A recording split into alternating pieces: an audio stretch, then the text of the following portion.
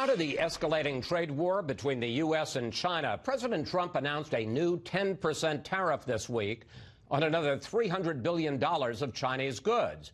Most of the imports consumer goods like iPhones and shoes and baby products.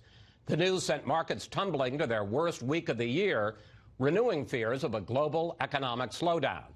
Joining me now, White House trade advisor Peter Navarro. Peter, welcome back to Fox News Sunday. Good morning, Chris. How are you, sir? Let's start with the basics. Who pays the tariffs? Here's what the president said this week.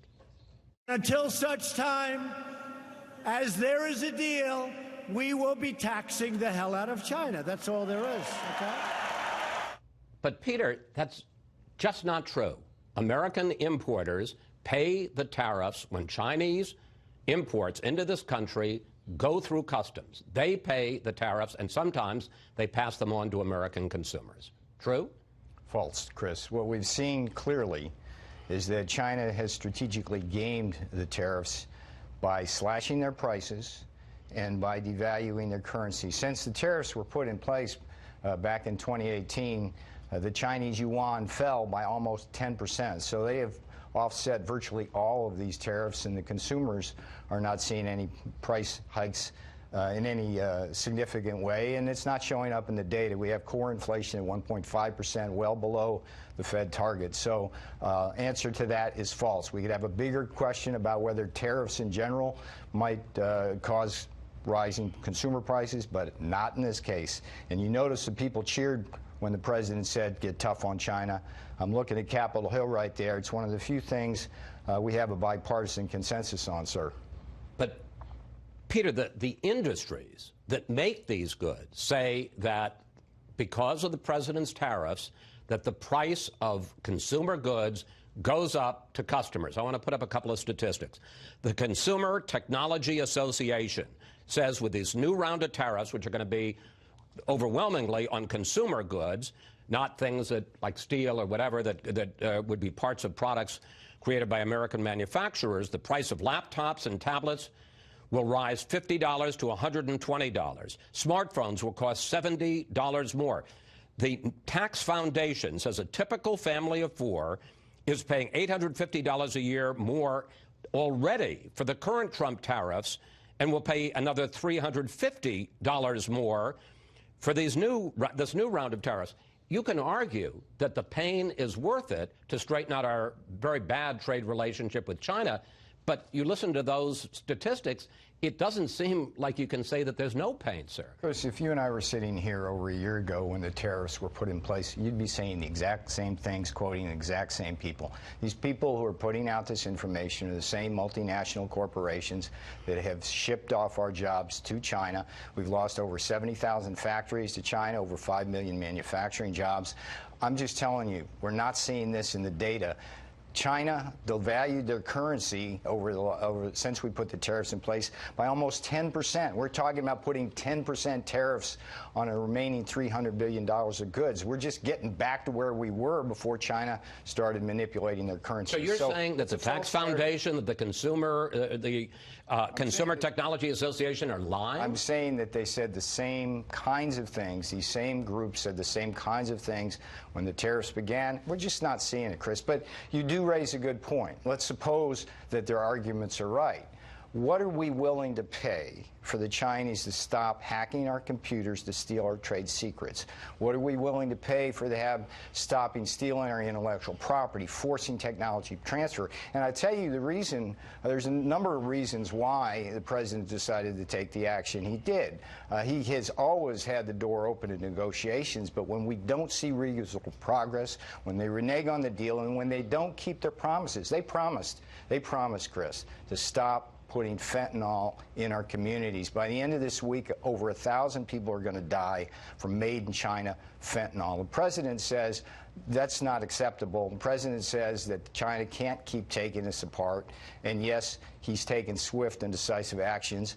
Hasn't seen any in terms of consumer price impacts, and guess what? The people are behind him. Within hours, Chuck Schumer came out and supported the tariffs. In fairness, Chuck Schumer has been a hardliner on China for a long time. Let me get back, if I'm not the only Democrat. I understand. Chris. Let me get back, if I can, to this question of prices, because you know, I don't know who it was. I know Patrick Moynihan has said everybody's entitled to their own opinion. Sure. They're not entitled to their own facts. And again, show me the facts. All right. Well, I thought I had. Show me press releases, and you show me predictions that haven't been true since we put tariffs in place. Would you give me a chance to show you? Okay.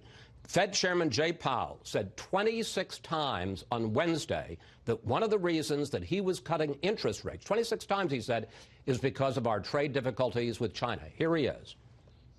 We also feel like weak global growth and trade tensions are having an effect on the U.S. economy. You see it now in second quarter. You see weak investment. You see weak manufacturing.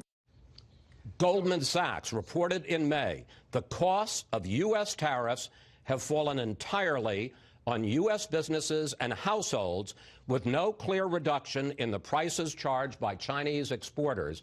And here's your. Give me a chance here to respond. I am. I'm trying. Wait a minute. I understand why you would want to interrupt. Let me simply put up the number. Sure. Put that up again, please, Robin. Thank you. Look at this chart from the Trump Labor Department. That shaded area is the period of time since the president in early 2018 started imposing tariffs.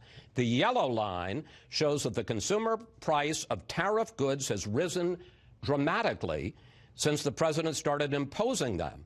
The blue line, which is non-tariff goods, the cost of them has fallen. That's the Trump Labor Department, Peter, saying on a macro and micro level that tariffs cause consumer prices to rise. So let's take them one at a time and do me the courtesy of not interrupting me. Let's start with the Federal Reserve. I find it ironic that Jay Powell of the Fed would come on and blame trade tensions when, in fact, Jay Powell is singularly responsible for losing at least a point of growth on our GDP by raising interest rates by 100 basis points and engaging in what's called quantitative tightening.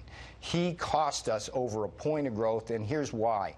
Higher interest rates suppress investment directly, and they indirectly suppress exports by raising the currency. I'm going to move you along because I took one sentence to talk about Jay Powell, Goldman Sachs. What's your response to that? My point would, look, the Fed is the single greatest obstacle right now to strong growth in America. We had a 25% basis point cut. Okay. And we had an you know, we can talk about the Fed. Goldman I'd rather Sachs. talk about tariffs. You want to talk about Goldman Sachs? No, I'd like to talk. Let's do Goldman Sachs. Now, let's be clear about Goldman Sachs. Goldman Sachs is the Wall Street firm that has been responsible for helping the export of millions and millions of manufacturing jobs off and American what about the soil. Trump Labor Department? And Goldman Sachs helped shut down over 70,000 factories. I haven't seen that Labor Department data. I'll go look at it. But what I can tell you is all the data I've seen says that that's your own Trump Labor Department, sir.